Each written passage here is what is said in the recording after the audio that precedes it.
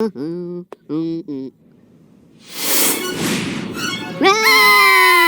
ស្តីអ្នកទាំងអស់គ្នាជួបគ្នាជាមួយនឹងខ្ញុំសាជាថ្មីថ្ងៃនេះដែរខ្ញុំនឹងមកសម្រាយរឿង My Dear Lady ភាគ4ហើយភាគនេះគេថាសម្បូរកន្លែងសើចច្រើនខ្លាំងមែនទែនបើមិនជឿមើលដល់ចប់អ្នកទាំងអស់គ្នាដឹងហើយអញ្ចឹងហើយយើងចាប់ផ្ដើមសាច់រឿងរបស់យើងតែម្ដងនៅពេលនេះឆឹងលីគេថាពិបាកចិត្តខ្លាំងមែនទែនដោយសារតែម៉ាក់របស់គាត់ដាក់សម្ពាធឲ្យអញ្ចឹងណាអ្នកដែលបានមើលភាគ3គេថាដឹងហើយរឿងរបស់យើងក៏កម្មមកដល់ផ្ទះរបស់ឆឹងលីហើយឆឹងលីនឹងក៏បានទៅលួចយកឧបករណ៍គូររូបរបស់លីនសុនសុនអីចឹងណាហើយនៅក្នុងដៃរបស់ឆឹងលីនឹងគឺជារូបគំនូរដែលលីនសុនសុននាងបានគូរហើយលីនសុនសុននាងក៏ទៅដដើមយកមកវិញហើយនាងក៏បាននិយាយថាមិនក៏លោកចូលបន្ទប់របស់ខ្ញុំអញ្ចឹងហើយថែមទាំងលួចយកឧបករណ៍របស់ខ្ញុំទាំងអស់ទៀតឆឹងលីគេក៏និយាយថាផ្ទះរបស់គេចង់ចូលទៅកន្លែងណាក៏បានដែរគេមិនខ្វល់នោះទេហើយលីនសុនសុនក៏សួរទៅឆឹងលីថាតើលោកនឹងយកឧបករណ៍របស់ខ្ញុំទៅលាក់នៅណាឆឹងលីក៏និយាយថាគាត់យកទៅបោះចោលបាត់ហើយបោះចោលនៅឯជាន់លើលីនសុនសុននាងក៏បញ្ញាប់ទៅរកហើយនៅពេលដែលទៅដល់ជាន់ខាងលើហ្នឹងនាងក៏បានចូលទៅក្នុងបន្ទប់មួយហើយនៅក្នុងបន្ទប់ហ្នឹងគឺថាមានការរៀបចំស្រស់ស្អាតខ្លាំងមែនតើគឺសិតតែឧបករណ៍គូគំនូរអីចឹងណាឆឹងលីគាត់ជាអ្នករៀបចំក៏ទុក surprise លីនសុនសុនហើយលីនសុនសុនក៏ថានាងនឹងសប្បាយចិត្តខ្លាំងមែនតើហើយឆឹងលីក៏បានដើរចូលមកហើយគាត់នឹងក៏បានយកនេះអាសត្វកណ្ដុរពណ៌សឲ្យនាងវិញចឹងណាព្រោះថាហ្នឹងគឺជារបស់នាងហើយនាងក៏និយាយថានេះគឺជារបស់ទូទូឆឹងលីនឹងក៏បានសួរថាទូទូនឹងជាអ្នកណាលីនសុនសុនក៏ថានាងនឹងគៀងតែម្ដងដោយសារតែនាងភ្លាត់មាត់និយាយហើយទូទូនឹងគឺជាកូនប្រុសរបស់នាងហើយនាងនឹងមិនហ៊ានប្រាប់អ្នកណានោះទេថានាងមានកូនប្រុសអីចឹងណាព្រោះអីខ្លាចប៉ះពាល់ទៅដល់ការងារឆឹងលីក៏សួរនាងទៀតថាជាសត្វឆ្កែចិញ្ចឹមរបស់នាងមែនទេលីនសុនសុននាងឆ្លើយមិនចេញនោះទេនាងនៅអីចឹងទៅឆឹងលីគាត់ក៏អត់សួរអីច្រើនដែរគាត់គិតថាជាសត្វឆ្កែចិញ្ចឹមរបស់នាងអីចឹងទៅហើយគាត់នឹងក៏បានសុំទោសទៅកាន់លីនសុនសុនដែលគាត់បានចូលបន្ទប់របស់នាងអីចឹងណាហើយលីនសុនសុននឹងនាងក៏បាននិយាយថាមិនអីនោះទេហើយនាងនឹងក៏បានសួរទៅឆឹងលីវិញថាលោកអត់ដែលសុំទោសខ្ញុំទេមិនក៏លើកនេះមកសុំទោសខ្ញុំអញ្ចឹងអាគេខំធ្វើល្អដាក់ឲ្យមកសួរអញ្ចឹងចង់ឲ្យគេធ្វើអាក្រក់ដាក់វិញនេះហើយឆឹងលីក៏ដើរចេញបាត់ទៅអត់និយាយអីច្រើនទេហើយលីនសុនសុនរបស់យើងវាគាត់ថាគេអលខេប្រខប់ខ្លាំងមែនតើនៅពេលដែលគេបានបន្ទប់គូគំនូរថ្មីអញ្ចឹងណាហើយរឿងរបស់យើងក៏បានកាត់មកដល់កន្លែងដែលគេហាត់វាយអីអញ្ចឹងណាហើយឆឹងលីក៏បានប្រាប់ឲ្យលីនសុនសុននឹងចេញទៅខាងក្រៅទៅហើយលីនសុនសុនក៏បានបូលូឆឹងលីថាលោកខ្លាចវាយចាញ់គេខ្លាចបាក់មុខមែនបានជាឲ្យខ្ញុំចេញទៅខាងក្រៅគេថាបូលូគេសាហាវហ្មងឆឹងលីក៏និយាយថាកុំភ្លេចថាថ្ងៃមុនបានអ្នកណាជាអ្នកជួយនាងគឺខ្ញុំខំជួយប៉ុណ្ណឹងហើយនៅមកបូលូខ្ញុំទៀតហើយឆឹងលីជាមួយនឹងជំនួយការវាងនឹងក៏បានវាយគ្នាពងប៉ាំងប៊ីប៊ឺអីចឹងទៅហើយមកផ្លែកក្រោយមកយើងក៏បានឃើញថាឆឹងលីរបស់យើងនឹងដេកស្លាប់បាត់តែមិនអីនោះទេគេក៏បានងើបមកវិញហើយគេក៏និយាយទៅកាន់ជំនួយការវាងថាຕົកមកគេខ្លះផ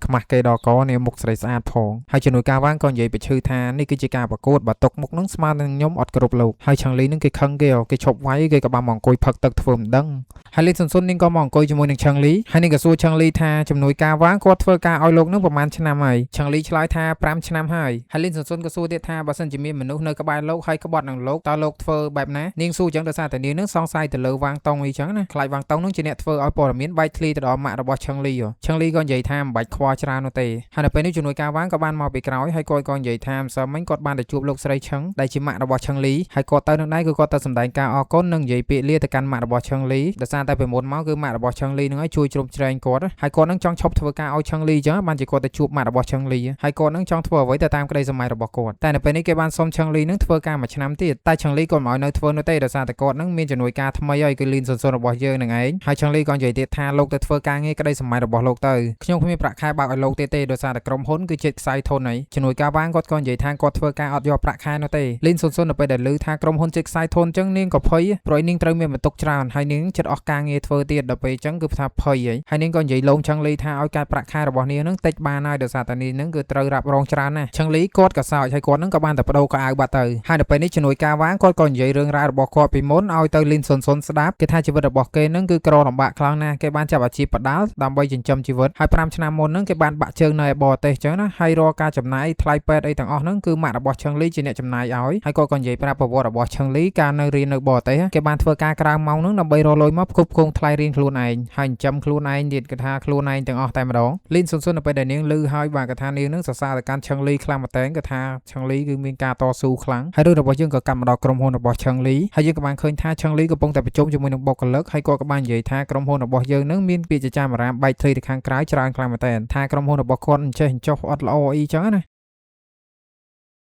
ហើយគាត់ក៏និយាយប្រាប់ទៅកាន់បុគ្គលិកទាំងអស់ថាកុំមានការព្រួយបារម្ភទៅលើរឿងហ្នឹងអីទោះឲ្យគាត់ជាអ្នកដោះស្រាយរឿងហ្នឹងហើយគាត់បាននិយាយថាឲ្យបុគ្គលិកទាំងអស់គ្នាហ្នឹងគឺខំប្រឹងធ្វើការទៅព្រោះបញ្ហាទាំងអស់ហ្នឹងគាត់ជាអ្នកដោះស្រាយហើយបុគ្គលិកទាំងអស់ហ្នឹងពួកគេក៏សប្បាយចិត្តផងដែរដោយសារតែមុនហ្នឹងពួកគេខ្លាចថាក្រុមហ៊ុនខ្សែធនខ្លាចអត់មានការងារធ្វើទៀតអញ្ចឹងណាអញ្ចឹងហើយនៅពេលនេះបុគ្គលិកម្នាក់ៗគេថាខំប្រឹងធ្វើការខ្លាំងមែនតើហើយចំណែកអាប៉ែ Mike K នេះវិញគេហ្នឹងក៏ខំប្រឹងខ្លាំងដែរគេគឺជាអ្នក live stream គេក៏បាននិយាយក្នុង live ថាផលិតផល brand Insu ហ្នឹងគេថាល្អប្រើខ្លាំងមែនតើគ្រាន់តែលាបនៅលើមុខ 3-4 ជាន់ទៅគេថាស្អាតដូចផ្អិនអញ្ចឹងបាទហើយរឿងរបស់យើងក៏កាត់មកដល់ Chang Li ជាមួយនឹង Lin Sun Sun កំពុងតែដើរហើយគាត់ហ្នឹងក៏បានភ្លេចឯកសារនៅក្នុងក្រុមហ៊ុនហើយគាត់ហ្នឹងក៏បានប្រើឲ្យ Lin Sun Sun ទៅយកឯកសារពេលដែល Lin Sun Sun មកដល់ក្រុមហ៊ុនហ្នឹងនាងក៏បានឮសំឡេងចម្លែកអីចឹងណាហើយនាងហ្នឹងក៏បានទៅមើលហើយក៏បានឃើញអាប៉ែ Mike K ហ្នឹងគឺកំពុងតែអង្គុយផឹកស៊ីម្នាក់ឯងអញ្ចឹងណាហើយមាត់របស់គេក៏បានខំសាច់ពាក់កដាលហើយបន្ទាប់ពីពួកគេបានឃើញគ្នាហើយក៏បានស្រែកពេញនឹងតែម្ដងហើយបន្ទាប់មកទៀតពួកគេទាំងពីរនាក់ហ្នឹងក៏បានអង្គុយផឹកជាមួយគ្នាអីចឹងទៅហើយពួកគេហ្នឹងក៏បាននិយាយរឿងក្នុងចិត្តប្រាប់គ្នាអីចឹងទៅហើយអាប៉ែ Mike K គេនិយាយថាតាមពិតទៅគេគឺជាប្រុសពេញលក្ខណៈនោះទេហើយរាល់ថ្ងៃគេធ្វើខ្ទើហ្នឹងគឺគេសំដែងនោះទេដោយសារតែការងារបង្ខំហើយគាត់ហ្នឹងហត់ខ្លាំងមែនក៏ហត់នឹងការសំដែងហើយការងារមិនសូវជាហត់ប្រមាណទេណាស់តាសំដែងធ្វើខ្ទើហ្នឹងហ្មងហើយលីនសុនសុននាងក៏និយាយម្ដងនាងថារាល់ថ្ងៃហ្នឹងគឺនាងក៏សំដែងដែរហើយនាងបាននិយាយរឿងរ៉ាវអតីតប្តីរបស់នាងថាប្តីរបស់នាងលួចមានស្រីខាងក្រៅហើយស្រីខាងក្រៅនោះគាត់ថាគេប្រកែកខាងចំនួនអីចឹងណាហើយគ្រប់យ៉ាងដែលគេមានគឺល្អជាងនាងទាំងអស់ហើយនៅពេលដែលនាងដឹងរឿងទាំងអស់ហ្នឹងនាងក៏សុំលែងប្តីដោយមិនយកទ្រព្យសម្បត្តិអ្វីសូម្បីតែបន្តិចហើយនាងរស់នៅរាល់ថ្ងៃហ្នឹងគឺថាមិនពឹងទៅលើមនុស្សប្រុសទេនោះទេគឺនាងពឹងលើមនុស្សស្រី Mike K នៅពេលដែលលើអញ្ចឹងហើយគាត់ហ្នឹងក៏ភ្ញាក់ផ្អើលហើយលីនសុនសុននាងក៏និយាយទៀតថាគឺជាមិត្តល្អរបស់នាងនោះទេហើយនាងអាឡ័យតែនិយាយញក់ពេកហ្នឹងគឺថាជ្រុលមាត់នាងបាននិយាយថានាងនៅកូនប្រុសរបស់នាងខ្លាំងមែនតើនាងខានបានជួបកូនប្រុសរបស់នាងហ្នឹងគឺជាមួយខែហើយ Mike K គាត់ក៏ធ្វើមុខភ្ញាក់ផ្អើលទៀតហើយនាងក៏បានសួរថាកូនប្រុសហើយនាងមានកូនប្រុសមែនទេលីនសុនសុននាងក៏បដូរប្រធានបទថាជាសត្វចិញ្ចឹមរបស់នាងនោះទេគឺនាងមិនទាន់ហ៊ានប្រាប់គេទេថានាងមានកូនហើយ Mike K ក៏និយាយថាបើនាងមានរឿងអីមិនបាច់លាក់នោះទេប្រាប់ខ្ញុំម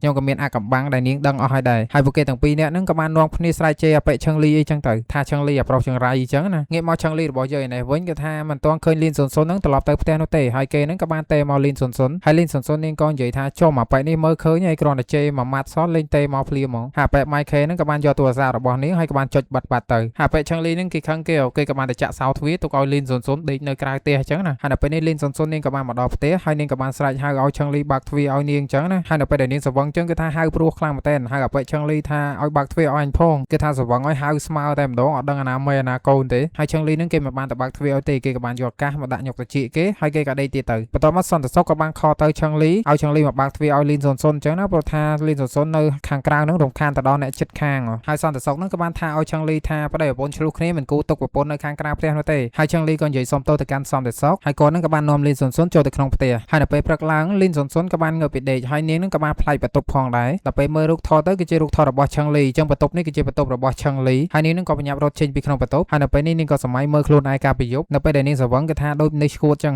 នាងក៏រត់ចូលបន្ទប់របស់ Chang Li ហើយនាងក៏និយាយថានេះគឺជាបន្ទប់របស់នាងហើយនាងក៏និយាយទៀតថានៅពេលដែលនាងរកស៊ីមាននាងនឹងទិញយកផ្ទះនេះហើយនឹងទិញ Chang Li ផងដែរដើម្បីយកទៅធ្វើអ្នកបម្រើរបស់នាងហើយឲ្យ Chang Li ទៅនៅបន្ទប់ដាក់អីវ៉ាន់គេថានៅពេលស្វឹងទៅនាងនិយាយលយខ្លាំងមែនតើហើយនៅពេលនេះនាងដឹងកំហុសហើយនាងក៏បានមកអង្គុយសែតម្នាក់ឯងតែម្ដងហើយនាងគិតថា Chang Li ប្រកាសជាដេញនាងចេញហើយនៅពេលនេះ Chang Li ក៏បានងើបពីដេកហើយគេនឹងក៏ថាដេកលើសាឡុងយប់មិញហើយគេនឹងក៏បានដើរមករកអីហូបហើយក៏បានឃើញសបុតរបស់លីនសុនសុនហើយនៅក្នុងសបុតនោះគឺថាលយខ្លាំងមែនតើយើងក៏បានឃើញមានរូបមនុស្សស្រីលិតជង្គង់ហើយស្រក់ទឹកភ្នែកអីចឹងណាក្នុងសបុតនោះគេក៏បានសរសេរថាគេដឹងខុសហើយឲ្យគេសុំទោសផងហើយឲ្យ Chang Li នឹងលើកលែងទោសឲ្យគេផង Chang Li បន្ទាប់ពីមើលសបុតនោះរួចហើយគាត់ក៏បានបោះសបុតនឹងកវត្តចោលហើយគាត់អត់មានប្រកាន់ទៅលើលីនសុនសុនអីនោះទេតែលីនសុនសុនម្នាក់ឯងនឹងឯងគឺថាភ័យខ្លាចគេដេញចេញហើយអាសបុតនឹងគឺថាមានគ្រប់កន្លែងតែម្ដងសូម្បីតែនៅលើកៅអីឡានក៏មានដែរហើយថ្ងៃនេះនាងនឹងមិនបានបាក់ឡានឲ្យ Chang Li ទៀតនោះទេដោយសារតែនាងនឹងគឺបញ្ញាប់ទៅសរសេរពាក្យលាឈប់ចឹងណាដោយសារតែខ្លាច Chang Li ដេញមុនអញ្ចឹងគេទៅសរសេរពាក្យលាឈប់មុនហ្មងទៅសាររឿងរបស់យើងក៏កម្មមកដល់ក្រុមហ៊ុនហើយយើងក៏បានឃើញ Chang Li ជាមួយនឹងជំនួយការវាងហើយ Chang Li គាត់ក៏និយាយប្រាប់ជំនួយការវាងថាគាត់ចូលចិត្តចរិតរបស់លីនសុនសុននោះទេ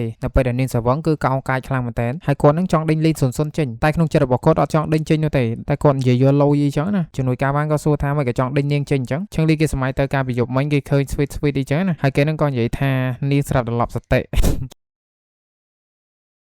ជំនួយការវាងក៏និយាយថាបើដេញនាងចេញទៅតើមានអ្នកណាធ្វើជាជំនួយការរបស់លោកឆឹងលីនិយាយថានៅមានឯងមួយតាជំនួយការវាងនិយាយថាគាត់បានដាក់ពាក្យលាឈប់បាត់ហើយគាត់អត់បាននៅធ្វើការឲ្យមួយឆ្នាំទៀតនោះទេគឺគាត់នឹងចុះឈ្មោះចូលបម្រើកងទ័ពហើយហើយនៅសល់ពេលតែមួយខែជាងទៀតទេគាត់ទៅបម្រើកងទ័ពហើយអត់បានធ្វើការឲ្យនោះទេហើយគាត់ក៏និយាយទៀតថាមានតែលីនស៊ុននោះទេដែលធ្វើជំនួយការរបស់លោកបានល្អហើយបើចង់ដេញនាងចេញចាំកម្រងអ៊ីនស៊ូចាប់ផ្ដើមចាំដេញនាងចេញក៏បានដែរហើយឆឹងលីនឹងគេក៏ងក់ក្បាលហើយគេនឹងក៏ញឹមអ្នកឯងអីចឹងទៅដោយសារតែគេនឹងគឺអត់ចង់ដេញលីនស៊ុនចេញនោះទេគេនិយាយនឹងគ្រាន់តែចង់លយនោះទេចំណែកលីនស៊ុនរបស់យើងឯនេះវិញនាងនឹងក៏បានអង្គុយសរសេរពាក្យលាឈប់អីចឹងណាហើយម៉ៃខេក៏បានដើរមកឃើញហើយគេនឹងក៏បានចុចលុបអក្សរផងដែរហើយគេនឹងក៏និយាយថានាងកុំធ្វើអីតាមតែចិត្តខឹងចាំសួរនាំគេសិនហើយក៏បានឃើញជំនួយការវាងនឹងដើរចេញមកពីអូហ្វីសរបស់ឆឹងលីហើយម៉ៃខេក៏បានឲ្យលីនស៊ុននឹងទៅសួរជំនួយការវាងហើយនៅពេលដែលនិយាយគ្នានឹងជំនួយការវាងក៏ប្រាប់តែលីនស៊ុនថាគាត់បានដាក់ពាក្យលាឈប់ហើយគាត់ទៅបម្រើកងទ័ពហើយនាងនឹងឆឹងលីមិនដេញចេញនោះទេព្រោះឯមានតែនាងនោះទេដែលឆឹងលីទុកចិត្តខ្លាំងជាងគេហើយលីនស៊ុននឹងនាងក៏សប្បាយចិត្តឡើងវិញហើយព្រោះថាបានធ្វើការងារទៀតចឹងណាប៉ុន្តែឆឹងលីក៏នៅធ្វើចរិតរៀងខឹងអីចឹងណាហើយនៅពេលនេះលីនស៊ុននាងក៏ចាំយកកាហ្វេឲ្យឆឹងលីហើយនៅពេលដែលឆឹងលីដើរមកហ្នឹងគេក៏បាននិយាយថាគេមិនចង់ឃើញមុខលីនស៊ុនទៀតនោះទេហើយគេក៏យកកាហ្វេហើយដើរចេញបាត់ទៅហើយលីនស៊ុនរបស់យើងនៅពេលនេះគឺថាសែតខ្លាំងមែនតើគឺថាពាក់ម៉ាស់រហូតហើយរឿងរបស់យើងក៏កាន់មកដល់ម៉ាក់របស់ឆឹងលីហើយយើងក៏បានឃើញ Peter ហ្នឹងក៏បានមករាយការណ៍ប្រាប់ទៅអ្នកស្រីឆឹងអីចឹងណាគេនឹងបានលួចថតឯកសារ Brand Insu ដើម្បីរាយការណ៍ទៅអ្នកស្រីឆឹងគេនឹងគឺជាជនក្បត់នៅក្នុងក្រុមហ៊ុនហើយគោលដៅរបស់គេនឹងគឺចង់ធ្វើការនៅក្នុងក្រុមហ៊ុនរបស់អ្នកស្រីឆឹងហើយគេនឹងចង់ធ្វើជាអ្នកគ្រប់គ្រងបុគ្គលិកស្រីទៀតហើយអ្នកស្រីឆឹងក៏និយាយទៅកាន់ Peter ថាគាត់អត់ទទួលធ្វើការនោះទេមានមិត្តភ័ក្តិស្រីដែលធ្វើការជាមួយនឹងលោកបានប្តឹងលោកអំពីវិបត្តិបៀតបៀនផ្លូវភេទចឹងក្រុមហ៊ុនរបស់គាត់ក៏អត់ទទួល Peter ចូលធ្វើការនោះទេហើយគាត់នឹងក៏ជូនលុយខ្លះទៅ Peter ជារង្វាន់ដែល Peter ផ្ដល់ព័ត៌មានឲ្យចឹងណា